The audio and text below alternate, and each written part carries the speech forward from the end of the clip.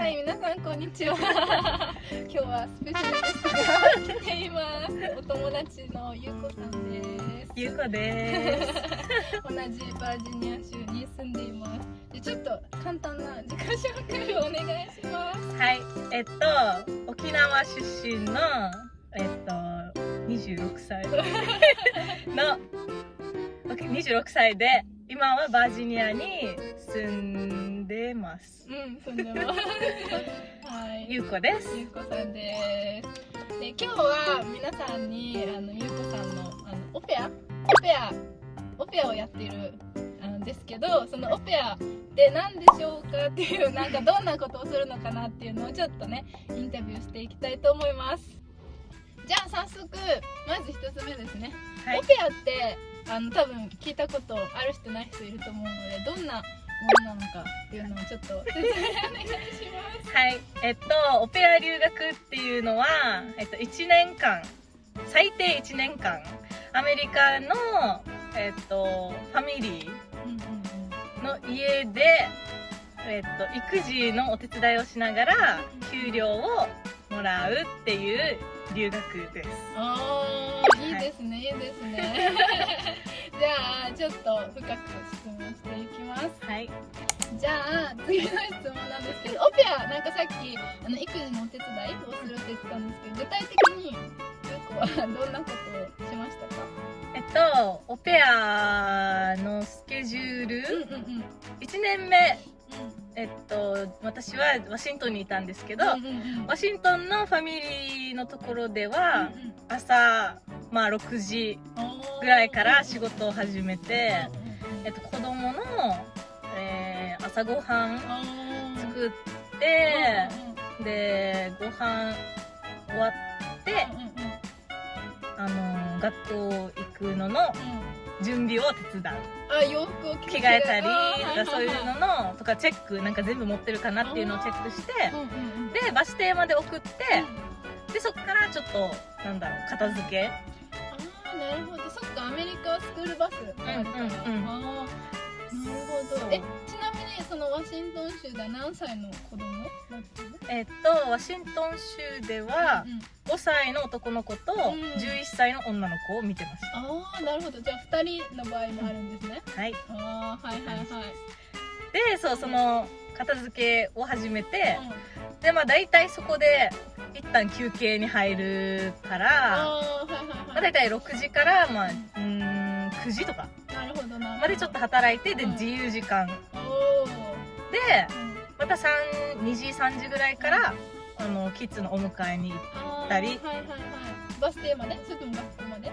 その日によるけど、そう習い事があるときは迎えに行って学校に、でそこから送ったりして、またこの習い事にっていう感じで、帰ってきてまた夜ご飯作ったりして、お風呂に入れる手伝い、ちょっとアシストとかをして、でたまには寝かしつけまであったり、だいたい2時3時から8時とか7時とか、ちょっと日によって変わってたけど、そんな感じで、自分は朝と午後っていう感じのシフト、スケジュールでした。なるほど。それがバージニア州。これがワシントン州。ワシントン州。はい。バージニアはそんな感じ？それとも全然違う？でもバージニアは、見てた子が4歳の女の子1人。なるほど。でも確かに朝の感じは一緒。でもスクールバスがなかったから、学校まで送って、でまた昼は休憩。で迎えに行って、でその子は習い事とかなかったから、もうあとは一緒に遊んで過ごしておしまいっていう感じ。じゃあ結構子供たちが学校行ってる間がオフの時間、ゆっくりできる時間。なるほど、わかりました。これは平日？週末はお休み？週末は基本休みではあったんですけど、たまにこのファミリーがデートナイトとか行くときはこの週末に働いて、でその分ちょっとスケジュールを調整してもらう。平日あ、に。いいねいいね、そういう感じで結構ね、柔軟に。はい、ありがとうございます。はい、じゃあその次の質問なんですけど、オペアって誰でもなれるとかありますか？それともなんか準備するものがあったのか、もし準備するものがあるんだったら、ゆうこの場合はどのぐらいの期間準備したのか、はい、教えてください。まずオペアになる条件としては、高校卒業以上であること、で18歳から26歳の間、年齢制限があるんですね。はい、って感じで、であと犯罪経歴がない。はいはいはい。それは証明書とかも必要？そうそう、後々必要になってくるやつで、であとやっぱ結婚してないこと、子供がいないこと。はいはい、面白い。っていうぐらい。で、保育経験が300時間以上。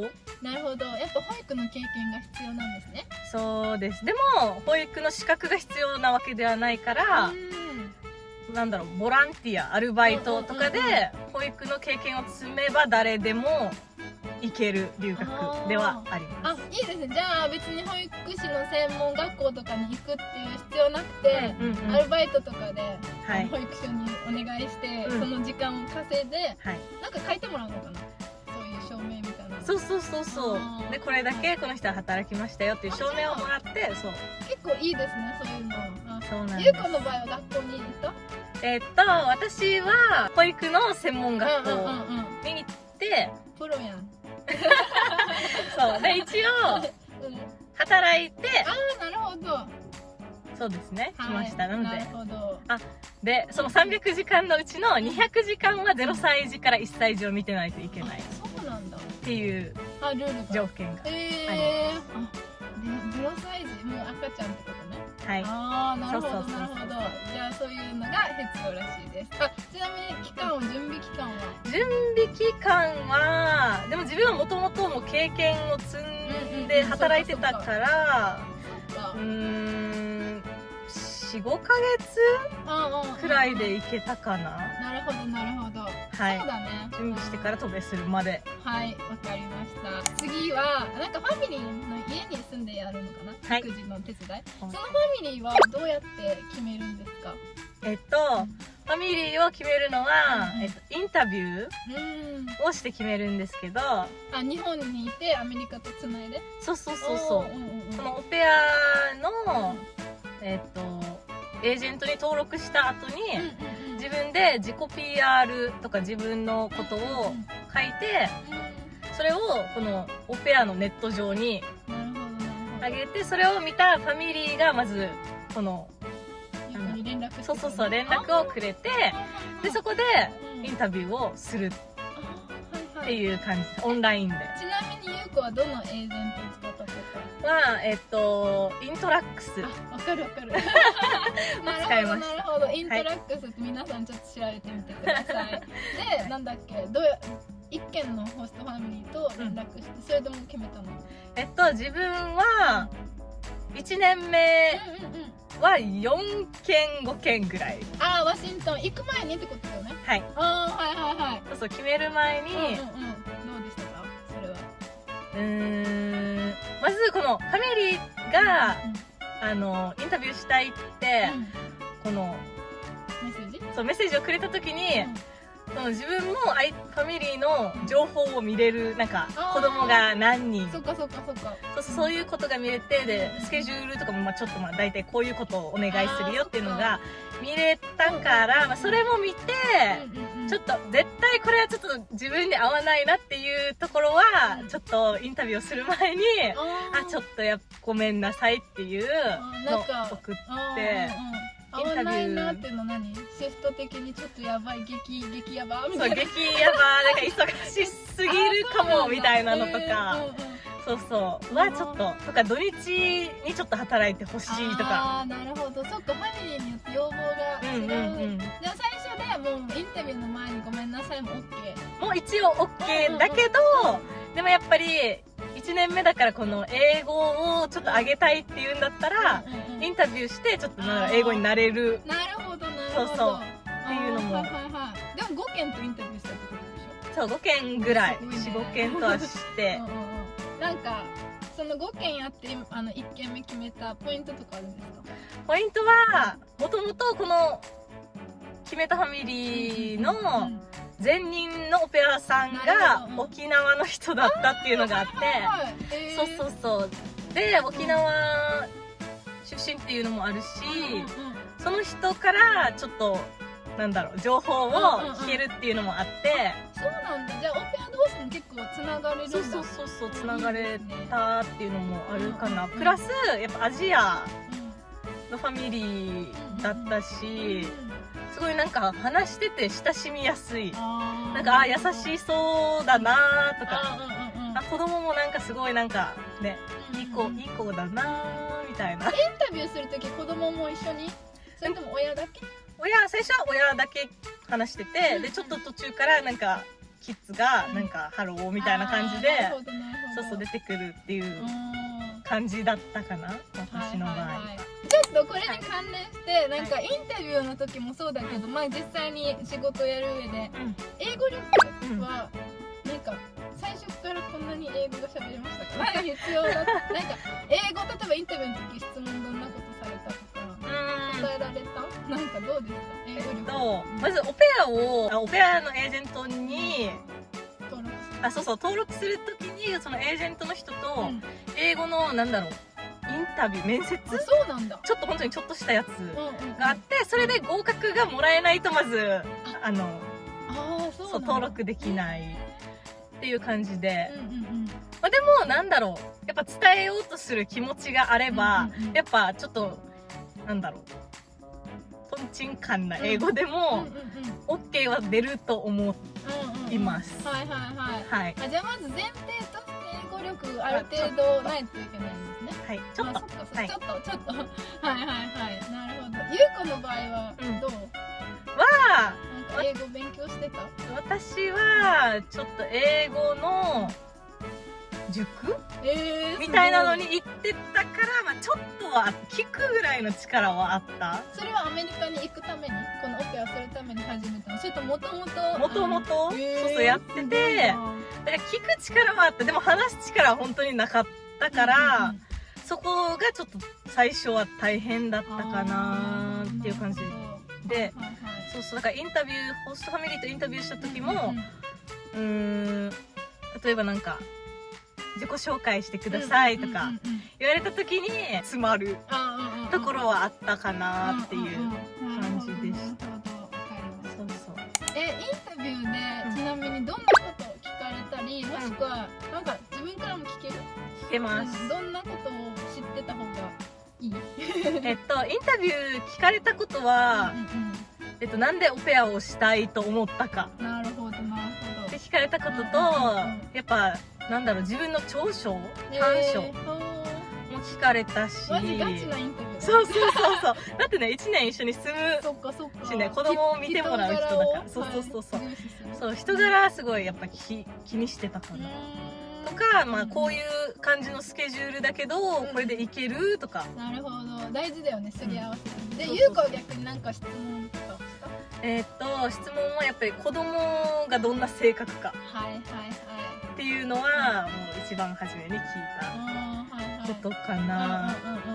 とか、何を教えてほしいか、なんか子供になんか日本語で話してほしいのかとか、それからね、なんかひらがなとかそういうなんか日本語に関することをやってほしいのか、それとも本当になんだろう日常のサポートをしてほしいのか。なるほどっていうのを聞いたり。なるほどね。で次に、やっぱ住み込みでホストファミリーの家に滞在するんですよね。でお世話する、お給料もらうっていう感じのオペラなんですけど、ぶっちゃけ住み込みってどうですか？住み込みでもともと自分はこのアメリカに来る前に一人暮らししたことがなかったっていうのもあって、でも他人とはだからなんだろう、一人で住んだこともないし他人ともルームシェアとかもしたことないから本当になんだろう新鮮な感じで、でもやっぱりファミリーではあるけどやっぱ気を使う。やっぱそうだよね。アメリカ人ははねやっぱ気使わないで大丈夫だよもうファミリーみたいにって言うけど、でも自分でも分かってるけどどうしてもなんだろうやっぱ気使うっていう日本人が出てしまうっていうのがあったかな。まあでも自分の部屋があるんだよね。そう自分の部屋がもらえるから、オフの時は本当にもうオフで自分の部屋にいたり、まあどこかに行ってみたり。そうだよね、家賃がかからない。そう家賃それはいいところだね。はかからないし、ご飯もやっぱそこから食べたいものを食べていいよっていうのもあるし、そうまあすごいいい留学ではあるなーっては思います。はい。なんか悪いことっていうか、なんかそういうマイナスな部分もあった？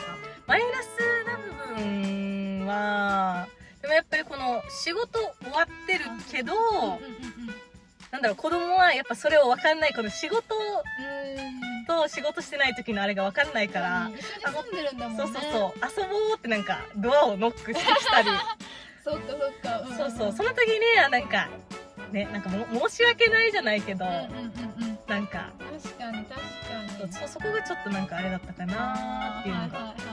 そういう時はどうしたの？そういう時はもう今はなんかゆうこは働いてないんだよみたいな、また明日遊ぼうねみたいな。確かにさ、一回遊んで何回も遊んでたらゆうこは大変になるもんね。そうだからこのね、なんだろう、フリーな時間と働いてる時間を子供になんか明確にしてもらうっていうのが。なるほど、大変だね。そうはいやっぱなんだろう、働いて給料が発生するからやっぱフリーの時間はね、フリーでいたいなっていう。確かにそれは大事。そこがちょっとなるほどありがとうございます。次に、1年目ワシントンで2年目バージニアってさっき言ってたんだけど、なんで変えたのかとか、あとはこの変える時大変だったのかどうかとか、そういうオペアのシステム的に変えたのか、ファミリーの事情でとかいう感じ、なんかそういうのを教えてください。オペアは1年はその家族にいないといけない。でその1年が終わったらその同じファミリーと延長するか、それか違うところのファミリーとマッチするか決められる。なるほどっていうのが最大2年、最大2年。なるほど。それか1年6ヶ月1年9ヶ月どっちか選べる感じで、私は2年目は変えました。その理由としては、やっぱりせっかくアメリカにいるわけだし、なんかこのやっぱ1年いるとマンネリ化っていうか、それが普通になっちゃって、やっぱね新しい経験もしたいし、やっぱね違うファミリーに行くとまたいろんな違うことを学べるだろうし、っていうのもあって2年目は新しいファミリーとマッチすることですか？はい。じゃあそのシステム的にまたなんだろう、インタビューをする。同じ1年目と同じ感じで、なんだろう、自分の自己 PR また出してこのオンラインに、でやっぱそういう同じ感じでインタビューをしてまたマッチする感じです。でも新しいファミリーとマッチするってなるとまたエクストラでお金を払って。そうなんだ。そうだから同じファミリー2年いたら、その分お金はかからないっていう感じです。なるほど。じゃあこのバージニアのファミリーを選んだポイントはやっぱ1年目と同じ感じでやっぱ親しみやすさがなんか一番なんだろう、最初に感じる、話してて、それもあって、やっぱアジア人1年目アジアのファミリーとマッチしたから、やっぱ2年目はちょっとまた違う感じがいいなっていうのもあって、であとやっぱスケジュールもやっぱ土日休みっていうのは自分はなんか欲しかったから、それにも当てはまったし、そうだね、やっぱ子供もなんかすごいね、いい感じだなっていう。わかりました。これさ、このファミリーを変えるときアップするって言って、もし新しいファミリー見つからなかったらどうするとかない？そういうのはない？でもどうしてもでも絶対オファーは来ると思う。そうなんだ。けどそれでやっぱり自分がちょっとピッキーになってなんだろう、やっぱ切っちゃうとなんだろう、帰らないといけなくなるのかな多分。なんかその感じで聞いたこともある。ああ、わかりました。そうそうそう。今なんかちょっと帰らないといけないっていうのが出てたんですけど、それは帰らないといけないってどういうことですか？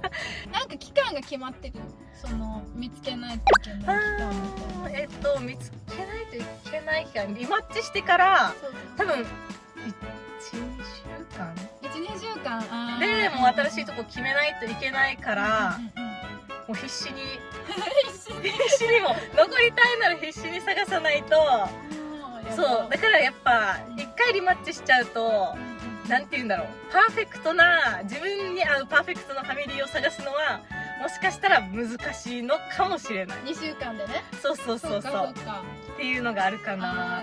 まあでもそういうのも含めた上でも、ゆうこは新しい環境のためにやってみたんだ。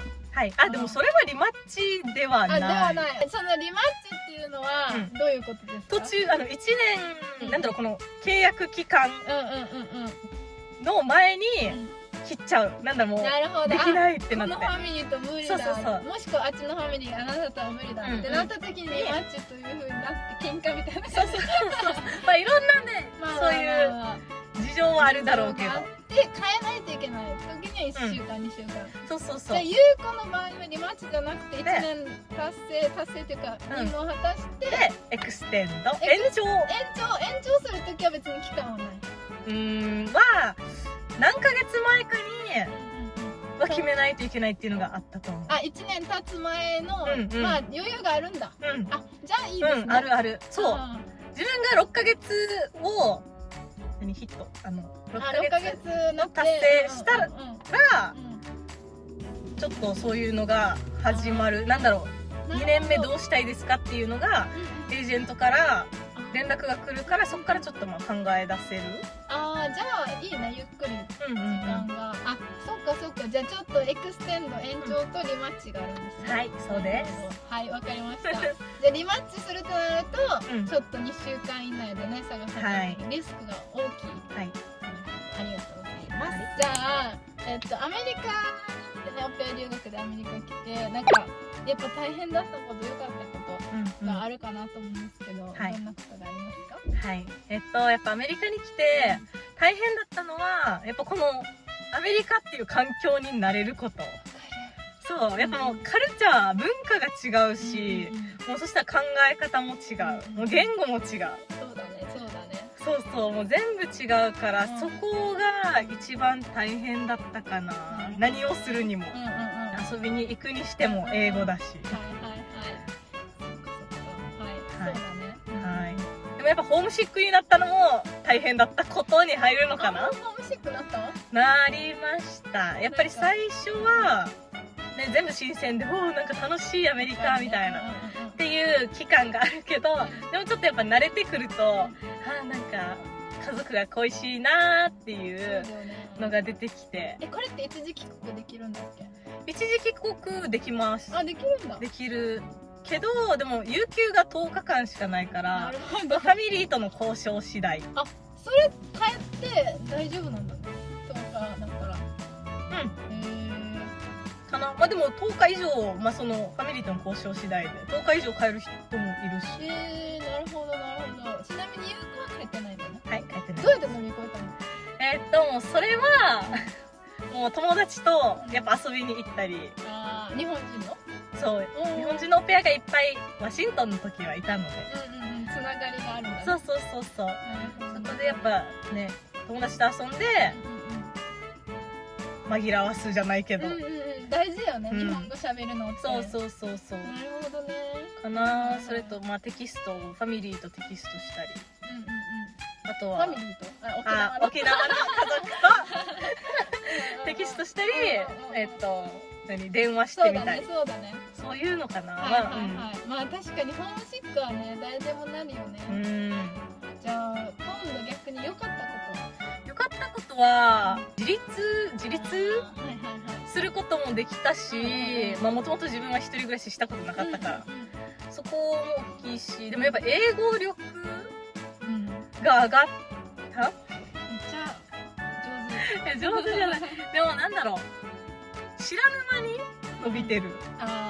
そう、ね、やっぱ最初はもう慣れなくて大変でもなんだろうね、そこもう全然伸びてないし、もうなんかなんて言ったらいいか分かんないしってなって、最初はもうすごいそこで落ち込む、けどやっぱね、ずっとそうやってファミリーと話したり、こうやってアメリカで過ごしてるとそれにも慣れてくるし、いつの間にかなんかちょっとあれ伸びてるかもみたいなで、ちょっと、まあ、アメリカに住むのをちょっと楽しくなってくるっていうのがあったかな。なるほどね。そうだからやっぱ現地の人と話す、やっぱアウトプットすることはすごい大事だなって思いました。耳も慣れるし聞いてるとはい、はい、わかりました。で、最後の質問っていうか、まあなんかこれからオペア留学っていうのを考えてる人とか、何これとかちょっと気になってる人に、まあメッセージ、アドバイス、なんかゆうこがこれやっててよかったなとか、これやっとけばよかった、準備しとけばよかったっていうのがあったら何かありましたらお願いします。はい。でもやっぱオペアもちろん、まあ最初はやっぱ英語力がやっぱどうしてもなんだろう、最初になんかつまずく点なのかなっていう、アメリカに来て。そうだからやっぱ、単語とかなんだろう、ちょっと慣れておくこと。なるほど。その英語を聞くってことに。だからまあ映画を見たり歌を聴いたり、本当にそんなちっちゃいことからでもいいのかなっていう、まあそう、まずは英語にちょっと親しんでおくことが一番かなって思ったのと、あとなんだろう、やっぱオペアってなると人の子供を育てるじゃなくて預かるっていうか、そうそう、預かるっていうのもあるから、やっぱそういう責任感をちゃんと持っておくこととか、なんだろう、何かあった時になんかどう対処するっていう方法をなんかちゃんと持っておくことも大事。あとはやっぱ柔軟性かな。よく言われる。はい、もう柔軟性が一番大事。そうだよね。多分マニュアルとかないもんね。各家庭違うし、日々違うしね。そうそうそう。英語力と柔軟性と子供にね、どう対処するかを考えておくこと、大事だと思います。本当にそれはもう絶対に必須かなって思います。はい、わかりました。はい、皆さんオペアね、すごいいい経験ができるみたいなので、ぜひね、お給料もらいながら住み込みでね、家賃もね払わなくていいので、すごいおすすめだそうです。あと一番安い留学かな。ね、確かに。いくらだっけ？一応キャンペーンでは30万で出てはいるけど、やっぱ保育士資格、看護師資格があるともっと安くなったりとか、なんか割引5万円とか。そっかそっか。でも30万でも安いよね。なので留学とか考えちょっと高いなーっていうので悩んでる人はこのオペア留学も考えてみてはいかがでしょうか。じゃあ今日はスペシャルゲストお越しいただきましたゆうこさんでした。ありがとうございます。ありがとうございます。じゃあ何か質問あったらコメントしてください。じゃあまた。